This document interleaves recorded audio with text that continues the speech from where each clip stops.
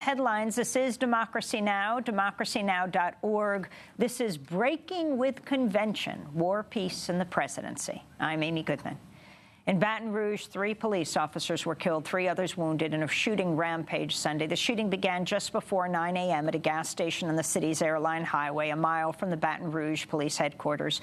According to reports, Baton Rouge officers were responding to a 911 call of shots fired when they were ambushed by the gunman. The slain officers were identified as Montrell Jackson and Matthew Gerald of the Baton Rouge Police Department and Deputy Brad Garafola of the East Baton Rouge Parish Sheriff's Office. Officials identified the gunman as Gavin Long of Kansas City, Missouri. Long, who's African-American, served in the Marines from 2005 to 2010, reaching the rank of sergeant. He deployed to Iraq from 2008 to 2009. Long had a prolific online presence. Earlier this month, he commented on the killing of 5 police officers in Dallas, writing, quote, "With a brother killing the police, you get what I'm saying, it's justice," unquote. On Sunday afternoon, I spoke with former Ohio State Senator Nina Turner here in Cleveland. I met up with her at her former high school, John F. Kennedy High School. Her son is a police officer, and her husband is a retired police officer. I asked her to talk about what happened in Baton Rouge. My son is in law enforcement, and my heart just skipped beats, and the first thing that I did was my mother instinct kicked in, and I called my son. I just wanted to make sure he's all right. He is here right now with the RNC, and, you know, that was already in some ways probably going to be, I won't say, well, volatile is not necessarily the word, but, you know, charged. And then to have this happen on the heels of Dallas, on the heels of what happened to Sterling and what happened to Castile, you know, my son could have been in any of those scenarios. He is a young African-American man in America. He could have been Sterling. He could have been Castile. He could have been those Dallas police officers. And my God, today he could have been the law enforcement officers in Baton Rouge. My heart aches beyond what I can put into words in terms of people targeting police officers. That cannot happen in a civilized society. And all of the concerns, the legitimate concerns that the African-American community has about injustice within the justice system. It is valid. It's been valid for a very, very long time. I would say since the first Africans were shipped over here, it has been valid. And we have never quite dealt with it as a nation.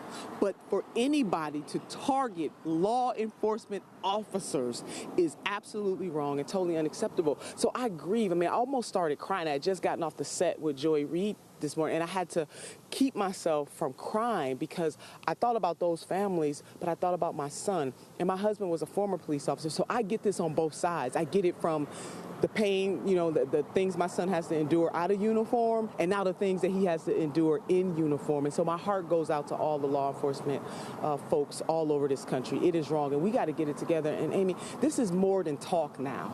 What else has to happen before people understand it? There's a power cake. It almost reminded me of Lyndon B. Johnson. Remember when he commissioned the Kerner report? And if you read that report today, they talked about the volatile situation between the African-American community and police. It is the same thing in 2016. But what is totally unacceptable is the gunning down of law enforcement officers. It just cannot be tolerated.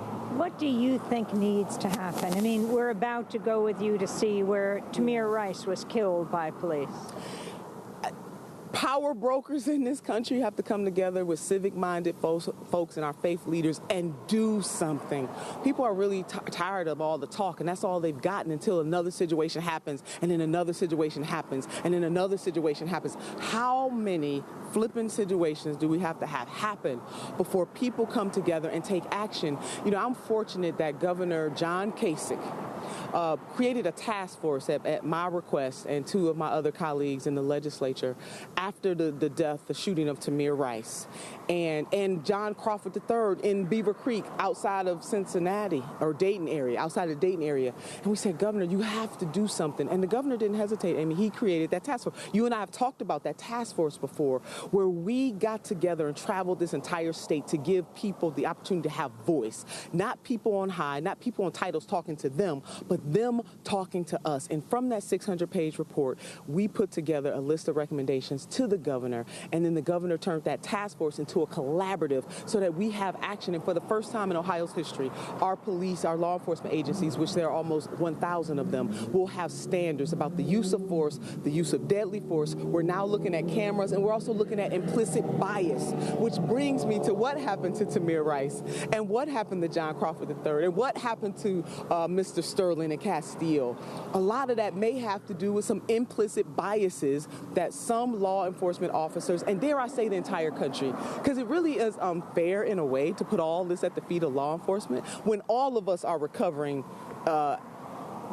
in this country in terms of how we see African-American men in particular, but it happens to women too. And so the police officers are faced with having to deal with those implicit biases in everyday actions. They have taken an oath of office to protect and serve, but oftentimes that protecting and serving stops when it comes to the African-American community. But I'm proud in Ohio that we've had no incidences of outbreaks of violence or anything. Even after the Brelo case, you may recall that in Cleveland in 2012, 2 unarmed African-Americans, a woman and a man, 137 shots into their car.